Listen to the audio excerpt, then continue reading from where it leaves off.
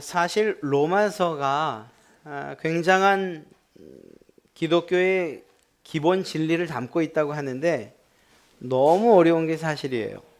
특별히 오늘 여러분들과 함께 읽은 로마서 3장 1절부터 8절까지는 참 어려운 성경 가운데 참 손꼽히는 그러한 말씀입니다.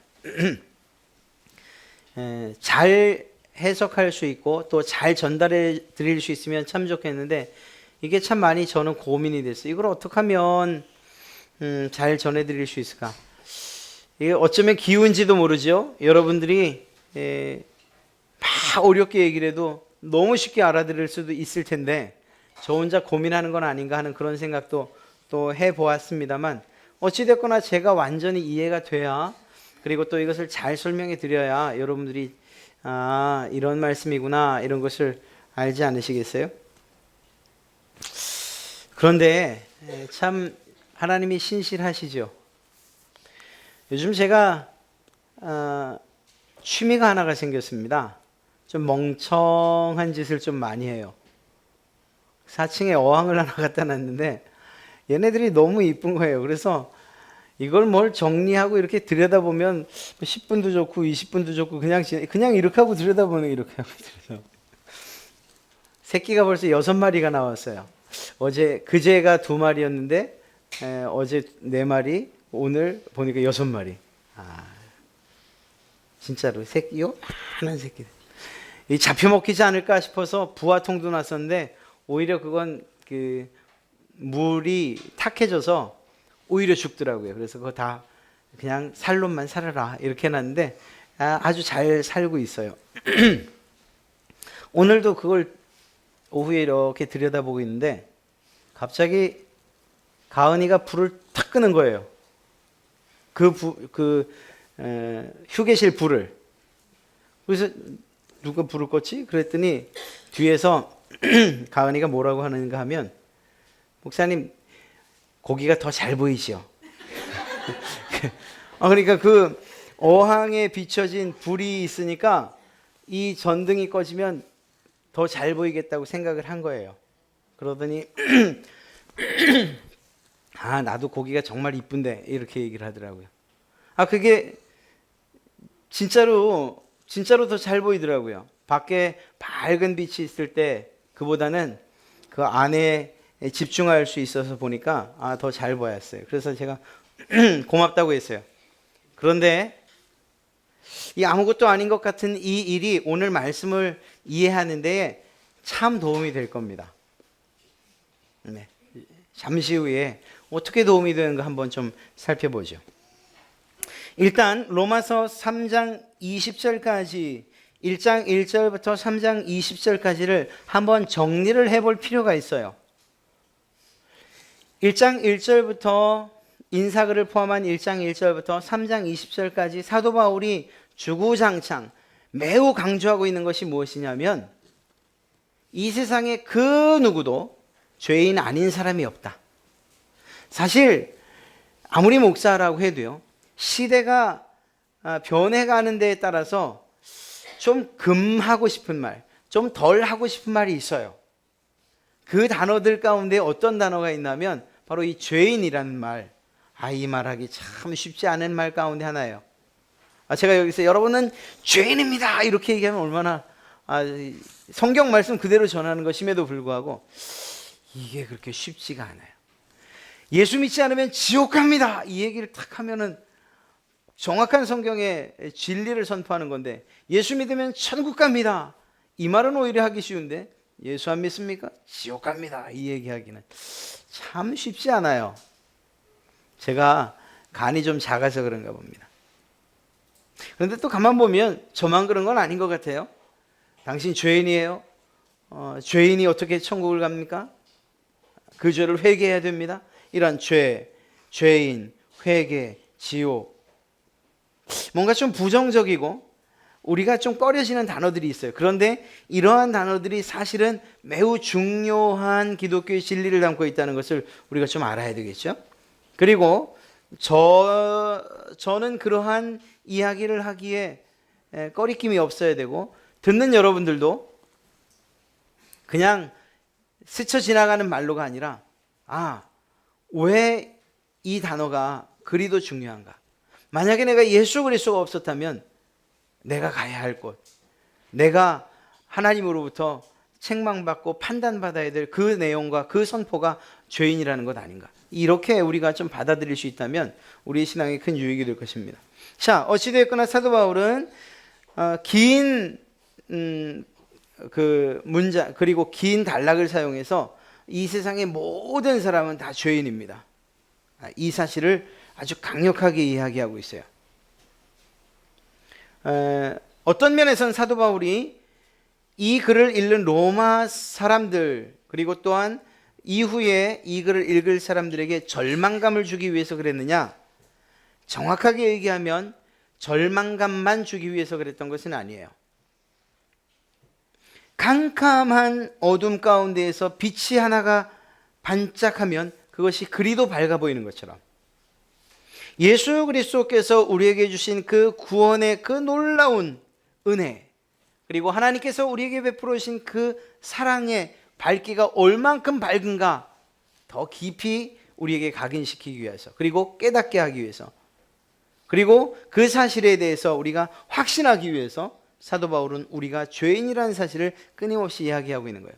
자, 이러한 죄로 우리를 몰아갈 때에 당신은 죄인입니다라고 이야기하는 이러한 이야기와 선포 가운데에 우리는 어떤 생각을 하게 될까요?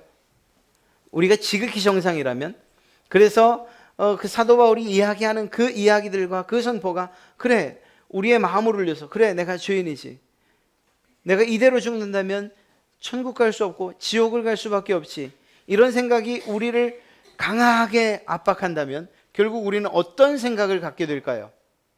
그렇다면 우리는 어떻게 이 자리로부터 이 저주와 그리고 멸망의 자리로부터 벗어날 수 있겠는가 하는 이러한 생각을 할 수밖에 없는 거예요.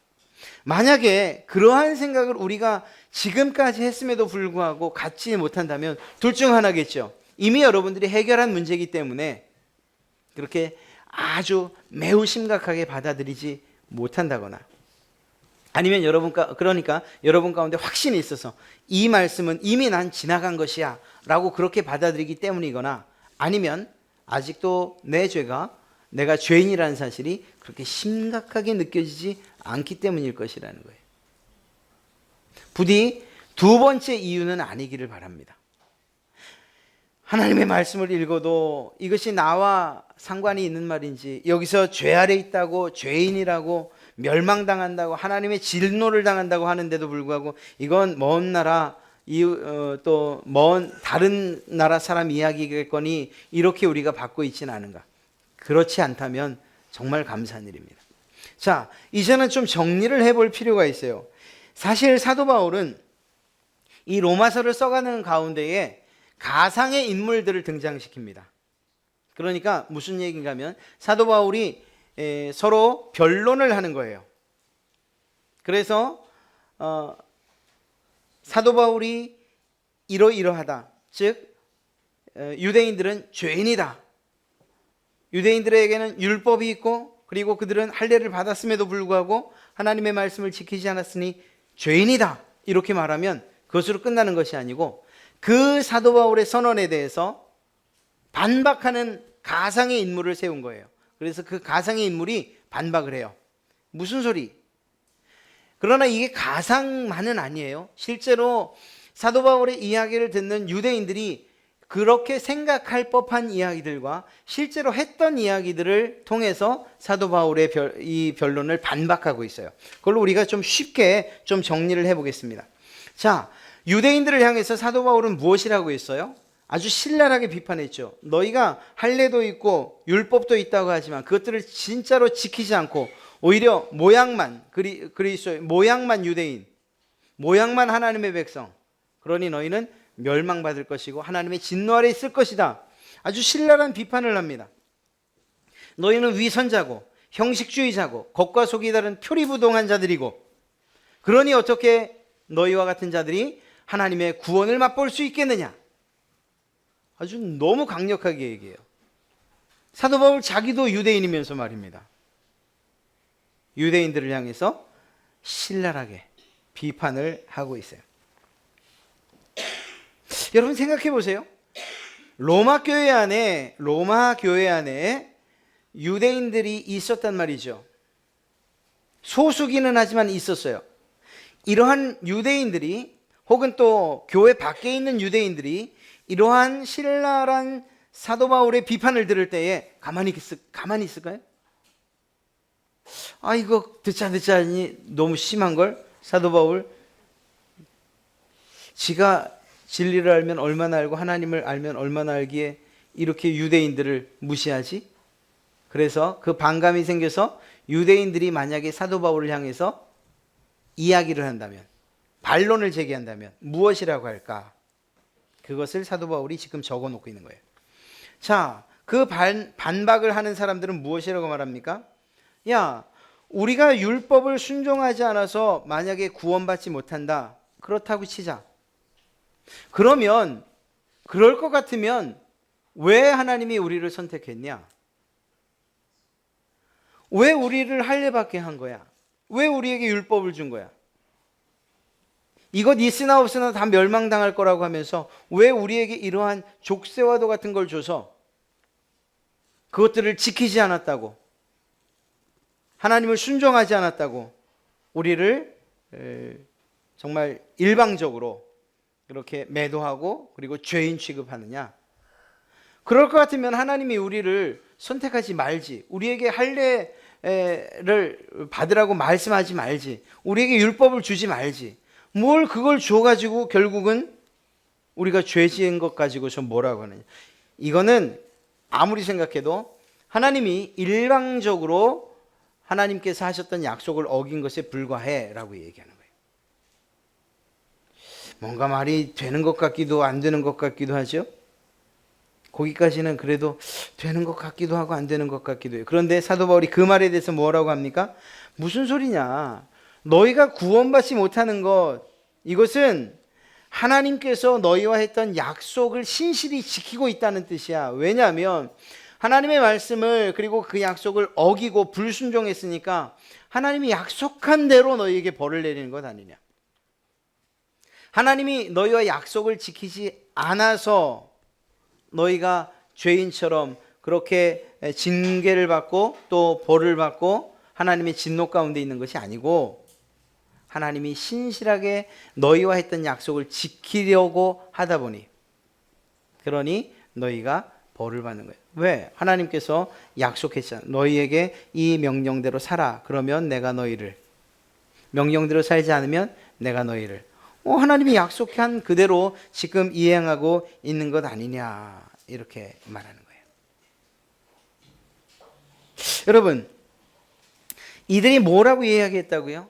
야, 할례 받으래서 받았고, 그런데 이제 와서는 그게 중요한 게 아니라고 말하고, 율법 지키라고, 율법을 우리에게 주셔서 우리가 율법을 목숨 걸고 지켰는데 그게 중요한 것이 아니라고 말하고, 이랬다 저랬다 하는 그 하나님을 어떻게 신뢰하느냐, 이렇게 이야기하는 거죠. 사도 바울은 이 사실에 대해서 분명하게 말하고 있어요. 너희가 하나님을 신뢰할 수 없다고? 아니다. 오히려 하나님은 너희를 징계하고 있다는 이 사실이 하나님의 신실하심을 드러내는 일이다. 만약에 하나님이 죄를 지은 너희들, 불순종하는 너희들을 그냥 선택한 민족이라고 해서 그냥 두시면 그분이 공의로운 하나님이겠느냐? 신실한 하나님이겠느냐? 아니지. 너희가 성실하게 하나님의 말씀을 갖고 있는 것뿐만 아니라 지키고 할례의 표식만 가지고 있는 것이 아니라 하나님의 백성으로서의 삶을 신실하게 살았다면 하나님이 그 약속을 지키지 않았겠느냐. 그러니 너희들이 지금 하나님의 징계 가운데 들어간 것은, 그것은 너희의 불순종, 너희의 죄다라고 하는 사실을 사도 바울은 이야기하는 거죠. 그러면 무엇이라고 해요? 하나님의 판단은 틀리지 않다. 하나님은 의로운 신분이기 때문에 하나님이 실수하시거나 아니면 굽게 행하시거나 아니면 공의를 행하지 아니하실 분이 아니다. 하나님을 신뢰하라. 하나님은 의로우시다. 이야기를 하는 거예요. 그랬더니 이 유대인들이 한 얘기가 바로 그거예요. 실제로 지금 할 이야기는 사도 바울에게 실제로 했던 이야기들입니다. 어떤 사람들이. 하나님이 신실하다고 이야기를 하니까 이제 유대인들의 궤변이 시작되는 거예요. 그래요? 그렇다면 오히려 하나님께서 우리를 칭찬해야 되는 것 아닙니까? 우리가 율법을 지키지 않은 것을 우리 그 공로를 인정해 줘야, 말도 안 되는 이야기라는 거죠. 그런데 이 말이 무슨 말인가 하면 우리의 불순종이 하나님의 의로움을 더 돋보이게 했잖아요. 우리가 지은 죄 때문에 하나님의 의로움이 더 확실히 드러났지 않습니까? 우리가 죄를 지을수록 하나님이 더 옳은 분으로 드러나 보인 것 아닙니까? 이 얘기를 하는 거예요. 그리고 실제로 사도 바울이 그렇게 이야기하고 다닌다고 유대인들이 이야기를 했어요. 여러분, 아까 우리 가은이 얘기를 좀 떠올려 보세요. 맞아요. 불을 껐더니 잘 보였어요. 너무 잘 보였어요. 그런데 그 불을 끄고 살 수 있습니까? 아니에요. 그건 아니에요. 우리가 죄를 짓는 것을 통해서 의로움이 더 드러나게 하는 것, 우리가 죄를 짓는 것을 통해서 하나님의 의로움이 더 돋보여지는 것, 이것은 그렇게 이야기하는 것 자체가 궤변에 불과한 일이라는 것입니다. 이렇게 이야기해 보십시오. 의로움을 드러내기 위해서 불법을 더 저질러서야 되겠습니까? 어떤 사람이 이야기하기를 나같이 탈세하는 사람이 있어야 성실한 납세자들이 옳다는 것이 돋보이지, 나같이 거짓말하는 사람이 있어야 정직한 사람들이 훌륭하게 돋보이지, 나같이 사기치는 사람이 있어야 성실하게 일하는 사람들이 더 돋보이지, 나 같은 죄인이 있어야 당신 같은 의인이 정말 어깨 피고 살지 않겠어 라고 누군가가 그렇게 얘기한다면 그것이 옳은 이야기입니까? 옳은 이야기가 아니에요. 어떤 면에서인가? 그 말 때문에 하나님이 그를 죄 없다 하지 않으실 거라는 거예요. 유대인들은 무엇이라고 말해요? 우리가 하나님의 율법 그래 맡았어. 할래? 그래 했어. 그런데 설령 그렇다 하더라도 우리가 죄 짓는 것 때문에 하나님의 의로움이, 그분의 신실하심이, 그분의 정말 선하심이 그렇게 그분이 더 높여졌다면 우리가 뭐 잘못한 건 못 있나? 이렇게 얘기를 하는 거죠. 사도 바울은 이것에 대해서 분명히 아니라고 이야기하고, 그리고 그 지은 죄에 대한 대가를 반드시 치르게 될 것이라고 그렇게 이야기하고 있는 것입니다. 사도 바울은 이러한 모든 논쟁을 일소하며 그들에게 이야기합니다. 당신들의 궤변은 일고의 가치가 없다. 그리고 하나님은 당신들을 정죄하실 것이다. 이렇게 말입니다. 예, 맞습니다. 이스라엘 백성들의 그러한 이 유대인들의 논리는 매우 사변적이고 궤변적이었어요. 하나님의 의를 드러내기 위해서 죄를 짓는다? 말이 안 되는 거죠. 여러분 가운데 혹시 그런 이들이 있습니까? 아예 교회 안에 나 같은 사람도 있어야 좀 잘 믿는 사람들이 드러나지. 그거 틀린 말이라는 거예요. 나같이 주일도 좀 대충 빼먹고 그래야 저기 저 모 집사님처럼 성실하게 예배 다니는 사람, 예배하는 사람들이 좀 드러나지. 그거 아니에요. 설령 그것이 맞다 할지라도, 맞지 않지만 맞다 할지라도 그 일에 대한 대가는 하나님께서 반드시 치르실 것이라는 것을 잊어서는 안 되는 거예요.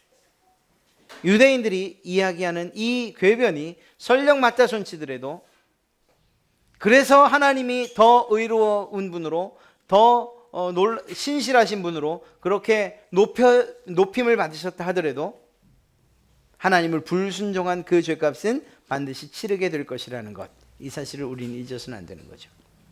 결론적으로 사도 바울은 지금 무슨 얘기를 하고 있는 건가 하면, 너희가 이렇게 이야기를 하던 저렇게 이야기를 하던 모든 이방인, 그리고 헬라인, 그리고 유대인, 할례 받은 자 받지 않은 자, 어린아이 혹은 나이가 많은 이들, 남자이든 여자이든 그 누구이든 간에 하나님의 진노 가운데서 피할 자 없다. 이 세상의 모든 사람이 죄인이라 하는 사실을 이야기하고 있는 것입니다. 중요한 것 한 가지가 있어요. 사도 바울이 죄인이라고 이야기할 때에 그 죄가 단지 도덕적이고 윤리적인 죄만을 이야기한다고 우리가 착각해서는 안 돼요. 이 죄라는 단어가 어떤 의미가 있는가를 알면 더더욱이 알 수가 있어요. 하마르티아라는 이 단어는 관역이 있으면 그 관역을 빗나가는 것을 의미하는 거예요. 그것이 죄예요. 하나님께서 정하신 우리의 인생의 목적을 빗나가는 것. 하나님께 영광을 올려드려야 하는데 그 영광 올려드리는 일로부터 빗나가는 것. 하나님의 선하심으로부터 빗나가는, 하나님의 계획으로부터 빗나가는 것. 그 관역을 정확히 맞추지 못하는 것. 그것이 죄인 거예요. 그렇기 때문에 사도 바울이 이야기하는 죄는 단지 도둑질하는 것, 간음 혹은 우상 숭배하는 것, 이러한 윤리적이고 도덕적인 문제, 지금 말로 이야기하면 기초 질서 안 지키는 것, 혹은 길을 가다 침을 뱉는 것, 도둑질하는 것, 혹은 사기치는 것, 이러한 도덕적인 죄에 국한되지 않는 거예요. 오히려 사도 바울이 이야기하고 있는 죄는 우리의 생활 가운데서 도덕적 규범 혹은 윤리적 그러한 기준, 이것으로 죄로 인정되는 그러한 죄가 아니에요. 사도 바울이 너희는 죄인이다라고 할 때 이 죄는 하나님과의 관계 가운데에서 드러나는, 그리고 그 관계 안에서 이루어진 죄를 이야기해요. 어찌 보면 그 하나님과의 관계가 틀어지는 것으로부터 다른 모든 죄, 즉 다시 말해서 그 밑에 윤리적이고 도덕적인 모든 죄가 발생되었다고 봐야 되기 때문이죠. 사도 바울이 말하는 것은 바로 이러한 하나님과의 관계가 회복되기를 원하는 거예요. 자, 하나님께서 세상을 만드셨습니다. 그리고 사람을 만드셨어요. 그리고 그 사람을 만드셨을 때 흙으로 만드시고 그 안에 생기를 불어넣으셨어요. 그 사람을 만드실 때 하나님이 의도하신 바가 무엇이었죠? 우리의 모양과 형상을 따라. 즉 다시 말해 사람 안에는, 모든 사람 안에는 하나님의 형상이 담겨 있다는 거예요. 하나님의 형상이. 그것이 죄로 인하여 깨지기 전에는 완전한 하나님의 형상을 드러내면서 살 수 있었어요. 이 말은 다시 말하면 하나님과의 관계가 조금도 어긋남 없이 하나님과 좋은 관계를 유지하며 살 수 있었던 거죠. 그래서 때로는 하나님께서 이 아담에게 일을 시키실 때에 하나님이 직접 만드신 짐승들을 이끌고 와서 야, 이것들에게 이름 좀 한번 지어봐라, 이렇게도 말씀하신 거죠. 자, 이 땅을 다스려라 말씀하신 거예요. 이 땅에 충만해라 말씀하신 거예요. 하나님과의 관계가 전혀 아무런 문제가 없었어요. 그 관계 가운데서 하나님의 사랑이 또 드러난 것이 뭐죠? 야, 네 앞에 오는 짐승들 보니까 다 짝이 있는데 너는 그 중에서 내 짝을 찾을 수가 없구나. 야, 내가 마음이 아프다. 그래서 잠들게 하시고서 짝을 만들어 주셨잖아요. 이것이 하나님과 아담의 깊은 관계 가운데, 그러한 관계가 없이 어떻게 이러한 일들이 이루어질 수 있겠습니까? 그렇게 정말 매우 정상적인 그러한 삶을 살다가 죄가 들어오고, 그리고 하나님과의 관계가 깨지고 나자 사람은 하나님의 눈을 피하기 시작하죠. 하나님의 형상대로 만들었습니다. 그러나 그 안에 이미 죄로 인하여서 하나님의 형상에 금이 가고 깨진 것처럼 된 거예요. 마치 이런 모양이 되는 거죠. 깨진 거울처럼. 온전한 거울은 우리의 모습을 온전히 반영해요. 즉 다시 말해서 깨지기 전에 하나님의 형상, 우리 가운데 있는 하나님의 형상, 그리고 그 하나님의 형상을 통해서 드러난 우리의 삶의 열매들은 하나님을 완전하게 반영한다. 완전하게. 마치 거울을 비춰보는 것처럼. 그런데 우리 가운데에 하나님의 형상이 있었어요. 그런데 죄로 인해서 깨졌어요. 막 박살이 났어요. 깨진 거울 한번 기회가 되신다면 나중에 한번 보십시오. 길 가다가 이렇게 내놓은 가구 혹시 깨진 거울이면 한번 보세요. 나는 온전하다고 이야기를 하는데 거울 속에 나는 그렇지 않아요. 여러분, 우리 가운데 그렇게 하나님의 형상이 우리의 죄로 인하여서 그렇게 왜곡되게, 그리고 부서진 모양으로 많은 사람들에게 비춰지고 있다라는 사실이에요. 그것이 어떤 이유에서입니까? 하나님과의 관계가 깨진 것 때문에, 그 죄로 인해서 깨진 것 때문에. 주님께서 오신 것은 이러한 하나님의 형상을 회복시키기 위하여서 이 땅에 오셨어요. 그리고 그리스도로 인하여서 회복된 사람들, 그들을 통해서 하나님 무엇을 보기 원하시느냐? 온전한 하나님의 형상을 비추는 거울이 되기를 원하신다는 거죠. 그것입니다. 하나님 앞에서의 죄라고 하는 것은 이렇게 깨진 하나님의 형상을 가진 채 살아가는, 그래서 하나님과 더 이상 깊은 관계를 할 수 없는, 대화조차도 할 수 없고 온전한 예배도 할 수 없고 그에게 드리는 기도마다 막히는 것, 그것이 죄의 결과인 것이에요. 우린 아니라고 해도 죄가 있는 이상 하나님과 우리의 관계는 단절될 수밖에 없는 거예요. 흔히 하는 예를 들면 그거죠. 구름 위에 태양이 있어요. 그러나 그 사이에 구름이 있어서는 그 태양이 땅으로 내려 비칠 수가 없어요. 태양이 없는 것이라고 이야기하겠습니까? 아래 있는 사람들이 구름 때문에 가려진 태양을 보면서 태양이 없다고 말할 수 있겠습니까? 아니죠. 하나님과의 관계, 하나님과 사람 사이의 관계 가운데 죄가 끼어서는, 그래서는 올바른 관계가 맺어질 수 없다는 거예요. 바로 이것을 죄라고 규정하신 것이고, 사도 바울은 이것에 대해서 매우 심각하게 이야기하는 거예요. 이러한 죄의 결과, 즉 하나님과의 관계가 깨진 것을 통해서 그것 때문에 우리의 삶의 열매들이 죄의 열매들로 맺혀질 수밖에 없다고 이야기하는 것입니다. 이 말을 바꿔 이야기하면 사도 바울이 말하는 대로 하나님과의 올바른 관계가 다시금 형성되면, 그것이 회복되면, 그때 비로소 우리는 온전한 하나님의 형상을 따라 살 수 있게 될 것이고, 그분을 반영하면서 살 수 있게 될 것이고, 그때 비로소 죄의 열매들이 아니라 의의 열매를 맺으며 살 수 있게 될 것이라고 이야기하는 거예요. 그때 비로소 우리는 영원한 천국을 소망하며 살 수 있는 그러한 확실한 자격을 얻게 될 것이라는 거죠. 그 전에는, 이러한 하나님과의 관계가 완전히 회복되기 전에는 우리는 결코 하나님 나라를 소망할 수도 없고 기대할 수도 없다는 거예요. 우리가 갈 곳은 그저 하나님의 진노에 의해서 갈 수밖에 없는 그곳, 정해져 있는 것이라는 거죠. 사도 바울은 분명하게 이야기합니다. 이 세상의 모든 사람이 죄인이라고. 그 죄로부터 벗어날 수 있는 자가 없다고 이야기합니다.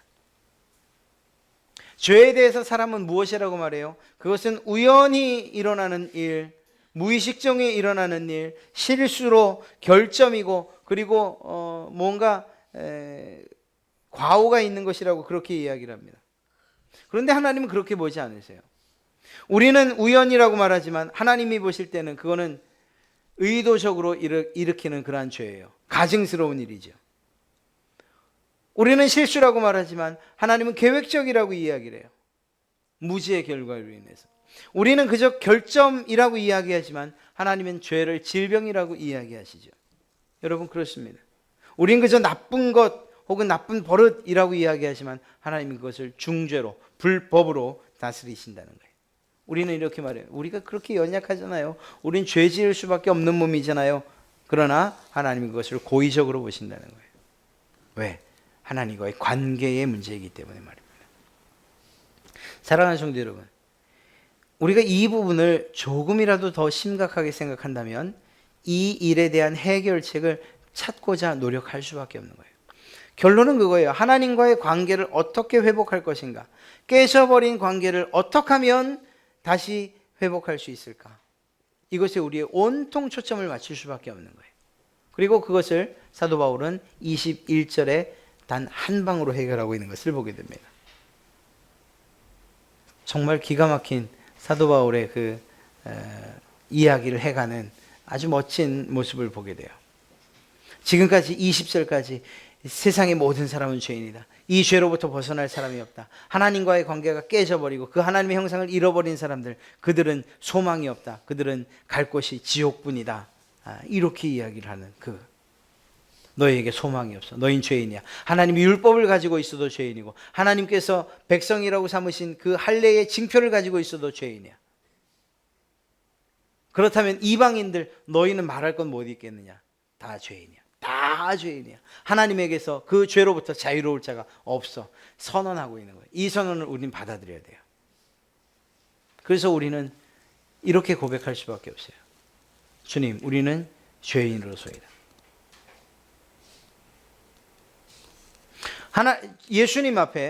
예수님 앞에 섰던 베드로, 그의 고백. 나는 죄인입니다. 하나님의 은혜가 나타났을 때의 그 반응이 무엇이었어요? 나는 죄인입니다. 베드로가 그러한 고백을 하고 그리고 예수 그리스도를 따르지요. 여러분, 여기에서 놀라운 일이 하나 있어요. 베드로는 인간적으로 모든 것을 얻은 순간이었어요. 그때가 그물이 찢어질 정도로 고기를 얻었을 때예요. 그것에서 만족하고 그냥 세상 살아가도 됐을 뻔한 때라는 거예요.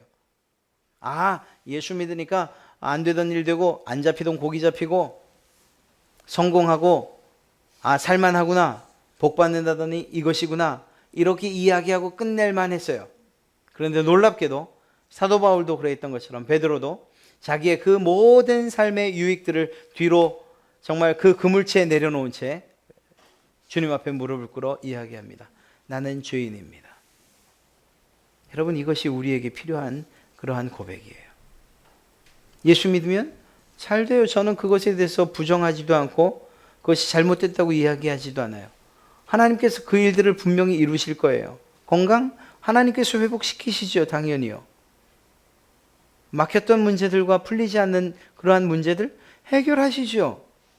하나님에게 능력이 없습니까?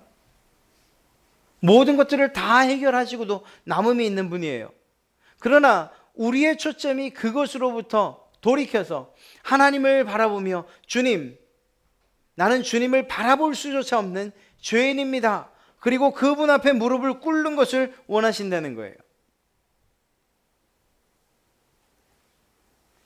오늘 20절까지 우리가 살피면서 우리가 취해야 할 태도가 바로 그거예요. 하나님, 그렇네요.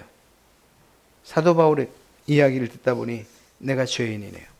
주님과의 관계가 이러한 상태였다면, 이러한 모습이었다면 그렇게 하나님의 영광을 드러내기는커녕 죄로 인하여서 정말 하나님이 기뻐하지 않는 일만 골라서 하던 나였네요. 하나님과의 관계가 이렇게 깨져 있을 줄 몰랐습니다. 나는 죄인입니다. 이러한 우리의 고백이 있게 된다면 우리에게 소망이 있는 거예요. 정말 가장 미련한 사람이 뭔지 아십니까? 곧 넘어질 것 같은데 나는 튼튼하다고 이야기하는 거예요. 이제 곧 죽을 사람이 나는 영원한 삶을 살 수 있다고 이야기하는 거예요. 속은 다 망가져서 이제는 회복의 기미가 없는 그러한 암덩어리로 가득 찼는데 나는 건강하다고 믿는 사람이에요. 모든 소망이 다 사라지고 이젠 절망밖에 없는데 그럼에도 불구하고 나는 살 수 있다고 이야기하는 사람이에요. 내게 희망이 있다고 말하는 사람. 그래서 10년 뒤를 생각하고 20년 뒤를 생각하는 사람. 그처럼 허망한 사람, 미련한 사람이 없어요. 지혜로운 사람은 뭡니까? 내 모습을 그대로 직시하는 거예요. 내가 어떤 사람이라는 거예요. 내가 어떤 존재라는 거예요. 특별히 하나님과의 관계 가운데서 내 모습을 제대로 볼 수 있는 사람, 그가 복된 사람인 줄로 믿습니다. 그에게 소망이 있어요. 왜? 관계에 문제가 있다는 것을 발견하기만 하면 그러면 그 문제를 해결하려고 하기 때문인 것이죠.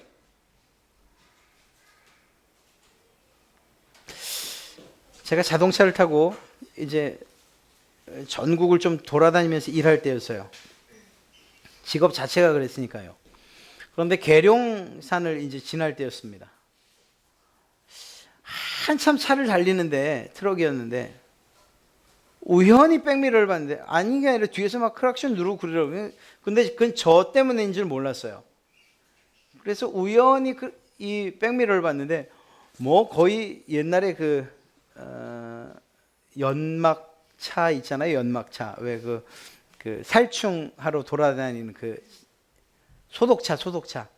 그것처럼 차 뒤에 막 하얀 뭐 구름 연게 막 어마어마한 거예요. 그래서 급한 마음에 바로 제일 가까이 있는 휴게소로 들어갔죠.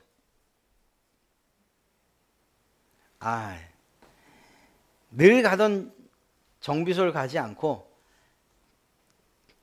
마침 또 친구랍시고 동창이랍시고 개업을 했다는데 거기 가서 엔진 오일을 간 거예요. 엔진 오일을 갈았는데 이 친구가 엔진 오일 마개를 단단히 안 조인 거예요. 그러니까 그 계룡산 딱 지날 때 그게 풀리면서 그 엔진 오일이 쭉 빠지는 거죠. 그러니까 엔진 오일 빠지면서 연기 나고, 그리고 그걸 발견 못했다면 그러면 그냥 엔진 달라붙는 거죠. 그럼 뭐 폐차죠. 뭐 안 그래도 좋지 않은 차였는데, 만약에 그 연기도 안 나고 정말 조용히 아무런 일 없이 엔진 오일이 싹 빠져버렸다면, 그러면 사고가 나거나 아니면 큰일이 나는 거죠. 그냥 멈춰버릴 테니까 말이에요. 그래도 그 증상이라도 내 눈에 보였으니 휴게소를 들어간 거죠. 여러분, 문제가 우리 가운데 일어날 때 있어요. 특별히 하나님과의 관계 때문에 내가 절망을 맛봐야 할 때가 있어요. 특별히 내가 죄인이다라는 사실을 깨닫게 될 때가 있어요. 내가 왜 이렇게 살아야 하는가? 정말 이 일을 어떻게 해결해야 되는가? 이렇게 낙심할 때가 있어요. 그런데 그게 기회예요. 만약에 그런 사인조차 없이 하나님 앞에 우리가 가게 된다면, 그래서 그 앞에 섰을 때에나 네가 죄인이라는 소리를 듣게 된다면, 그때는 소망이 없어요. 그때는 길이 없어요. 그때는 답이 없어요. 지금 우리가 이 세상에 살 때에 사도 바울의 이 이야기가 우리에게 울림이 되고 찔림이 돼서, 나 죄인, 그렇지, 내가 하나님과의 관계에서 문제가 있지 않은가? 내가 하나님과의 관계가 문제가 있으니 예배를 이렇게 해야지. 내가 하나님과의 문제가 있으니까 내 삶의 열매들이 이렇지. 이렇게 해서 우리에게 일어나는 일들을 하나님과의 관계 가운데서 있는 문제로 우리가 인식할 수만 있다면, 우리가 이 땅 가운데 있는 동안 그런 일을 할 수만 있다면 그것이 우리에게 복인 줄로 믿습니다. 사도 바울의 이야기가 아직 끝나지 않았잖아요. 사도 바울이 만약에 로마서를 3장 20절에서 끝냈더라면 우리는 절망하면서 오늘 돌아가야 돼요. 답이 없단 말이구나. 하나님과의 그 틀어진 관계를 회복할 다른 방법이 없다는 이야기구나. 대사도 바울도 이곳에서 모든 이야기를 끝냈으니 내겐 더 이상 소망이 없구나. 될 대로 살아보자. 까이것. 사랑하는 성도 여러분, 로마서가 3장 20절에서 끝난 게 아니에요. 우리가 다음에 보게 될 21절에서 새로운 시작을 하고 있어요. 그러한 기대를 가지고서 미리 읽어보셔도 좋고, 무엇보다 할 수 있다면 내 모습을 하나님과의 관계의 관점에서 더 깊이 한번 살펴보시는 이러한 일이 있다면 여러분에게 큰 은혜가 될 줄로 믿습니다. 한 가지만은 분명히 기억하셔야 돼요. 제가 늘 말씀드리잖아요. 여러분, 세상 나가서 친구들 만나실 때 없다고 기죽지 마시고 쫄지 마시고 당당하세요. 옷이 패션이 좀, 시대가 좀, 유행이 좀 지났으면 어때요? 그냥 빳빳하게 딱 다려입고서는 그러고 나가세요. 그리고 고개 좀 이렇게 맨날 이렇게 숙이지 마시고 고개도 드시고 나 잘 살고 있다 이렇게 그냥 이야기하세요. 조금 허세 부리셔도 돼요. 조금 아프셔도, 나 요즘 하나도 안 아파. 괜찮으셔요. 그렇게 얘기하셔도 돼요. 그냥 세상을 향해서는, 친구분들을 향해서 좀 당당하게 좀 사시라고. 당당하게. 전 좋아해요. 친구 만날 때마다 그냥 예수 믿는다는 것 때문에 괜히 머리 숙이고 그러지 마시고 그냥 나 예수 잘 믿고 있고 너도 예수 믿어봐. 이렇게 될 거예요. 당당하게 좀 만나세요. 근데 하나님 앞에 오셨을 때는 이제 목에 기부스도 좀 풀어놓으시고 허리에 복대도 좀 푸시고 그냥 엎드러지세요. 하나님, 나 죄인입니다. 맞습니다. 하나님의 은혜가 없었으면 정말 소망 없는 삶 살다가, 그리고 절망 가운데 그 구렁텅이에 빠질 수밖에 없는 그러한 죄인 맞습니다. 하나님의 은혜가 내게 있었습니다. 그 은혜 감사합니다. 하나님 앞에 설 때만큼은 그렇게 하십시오. 그것이 우리에게 복이 될 줄로 믿습니다. 오늘 사도 바울의 이야기, 당신들 죄인이요. 내가 무슨 죄가 있다고 유대인들처럼 그러지 마시고. 맞습니다. 사도 바울 당신의 말이 맞습니다. 나는 죄인입니다. 다른 사람들 보지 마시고 그냥 나는 죄인입니다. 이것 하나로 충분할 줄로 믿습니다. 그때 비로소 하나님께서 그 문제들로부터, 그 절망으로부터 새로운 빛으로 여러분들을 인도해내실 줄로 믿습니다.